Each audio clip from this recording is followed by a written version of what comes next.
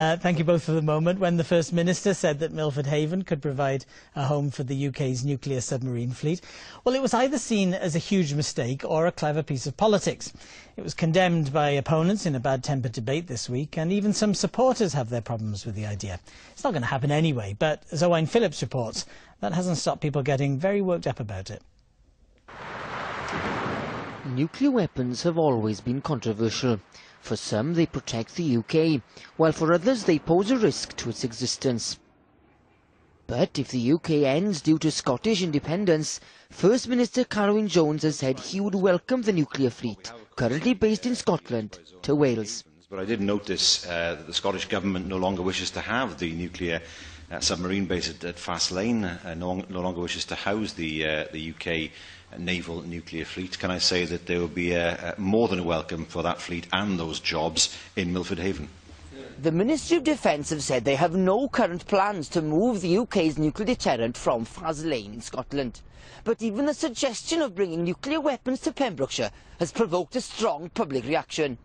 Local people should be allowed to make up their mind, and it shouldn't be a decision imposed on Milford without there being a proper democratic consultation. And the lessons have been learned from the way the LNG consultation was done, and they need to be applied here.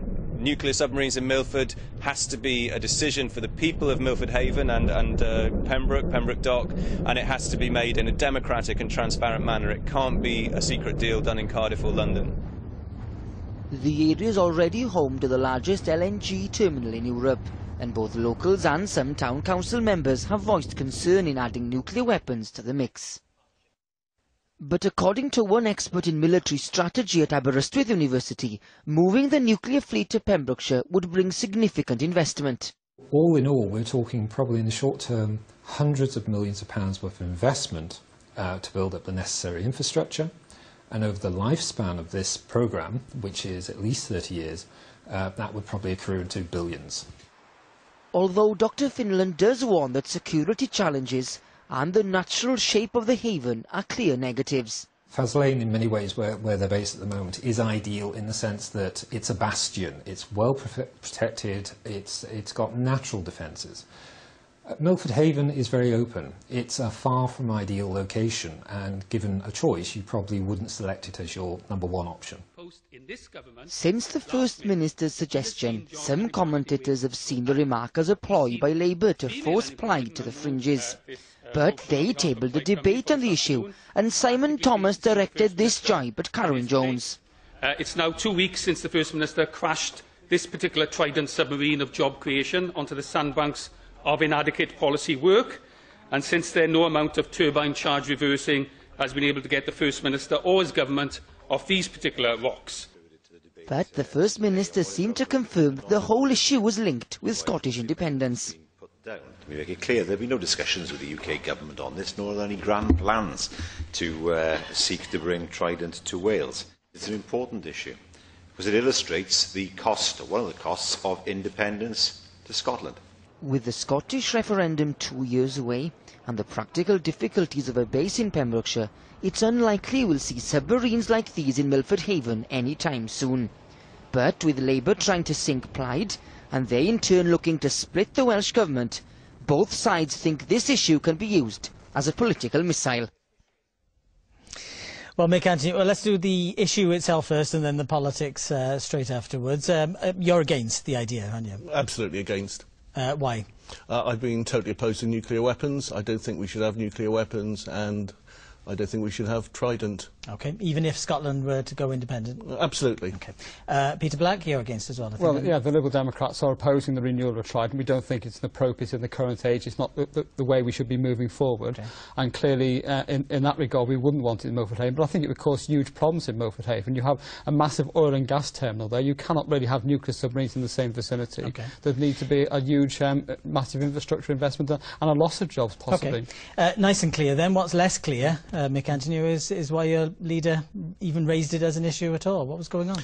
I think there's a little bit of mischief. There's an off-the-cuff remark being made, and really quite amazing that it's actually been blown into something. You know, it's an ethereal debate, something that can't happen, isn't going to happen. The point that certainly Plaid Cymru were making and other opponents were making was that if it were an off-the-cuff remark, and there's dispute about that, then you can't really make off-the-cuff remarks or make mischief with something like nuclear weapons. Well, it was a position that I didn't agree with, but I think it was an off-the-cuff remark, and it clearly is something that just isn't going to happen. So, you know, it's taken on a bit of a life, and obviously from the opposition parties, a bit of an opportunity to cause a bit of mischief themselves, and that's where we are. Was it a mistake for the First Minister to say it then?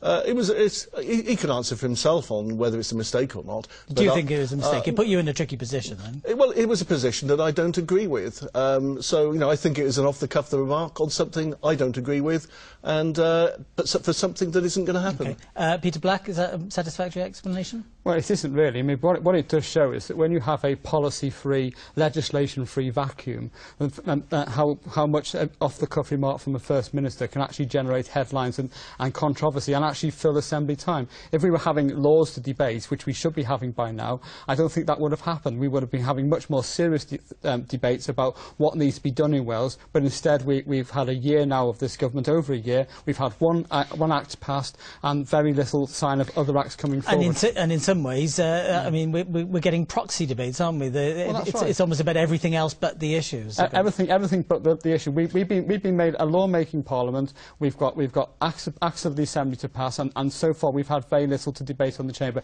And as a result, we're debating these non-issues, these proxy debates, without actually, instead of actually addressing the issues which affect the people of Wales. Mick, Antoniw, you want to come in? I mean, there's an argument that you know, where's the legislation and so on. I actually don't fall in for this argument that let's rush the legislation through. Let's come on, bring it on. It's not a case of rushing it, is it? It's actually showing some sign of. Well, I actually think legislation does take time, and it has to be very seriously considered, and you have to go through green papers, white papers, and of course that process is well underway at the moment, as you see from the pressure on the committees.